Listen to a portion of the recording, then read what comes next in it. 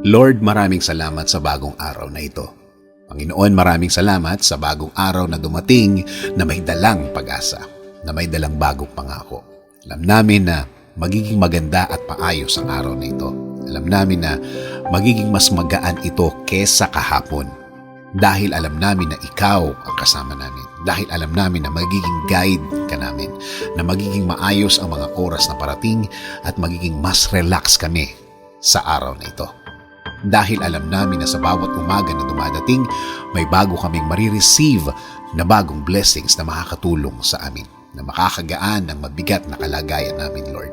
Isinusuko po namin ang lahat ng aming problema sa inyo, Panginoon. Alisin niyo po ang lahat ng nagpapabigat ng aming mga damdamin. Alisin niyo ang mga nagpapabigat ng aming puso. Sa inyo at sa inyo lang kami magpo-focus at wala nang iba. Alam namin, Panginoon, na laging the best ang mga plano mo sa amin. Na ang purpose ay maganda at magkaroon kami ng tahimik na buhay na mas maayos kaysa sa kahapon. Oo, Panginoon, nahihirapan kami sa ngayon. Pero sa inyo lang kami titingin. Sa inyo lang kami kakapit. Dahil alam namin na kapag ikaw na ang nasa gitna ng sitwasyon, ang lahat ay magiging okay, Lord. Hindi ko man alam ang bawat step na gusto mong gawin sa aking buhay. Magtitiwala pa rin ako ng lubos. I will hold on to your promises in my life. Alam kong di mo ako pababayaan. Salamat Lord para sa mga bagay na dadating sa amin ngayon na pagpapala. Alam namin sa inyo lahat galing ang mga ito, na ito ay bahagi ng makukuha namin sa inyo bilang anak ninyo, bilang ama namin.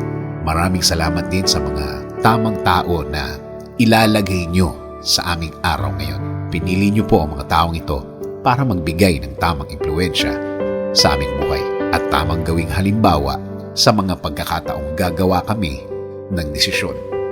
Lord, huwag niyo rin pong pabayaan ang aking pamilya, ang aking mga mahal sa buhay. Alagaan niyo rin po sila tulad ng pag-aalaga niyo sa akin. Patuloy niyo pong i-guide sila sa tama tulad ng guidance na ibinibigay niyo sa akin. Pangako, Panginoon, sa inyo na kami titingin. Sa blessings niyo, sa mga kaya niyong gawin para sa buhay ko at hindi sa sarili kong lakas. Mananatili ka palagi sa aming mga puso at isip araw-araw.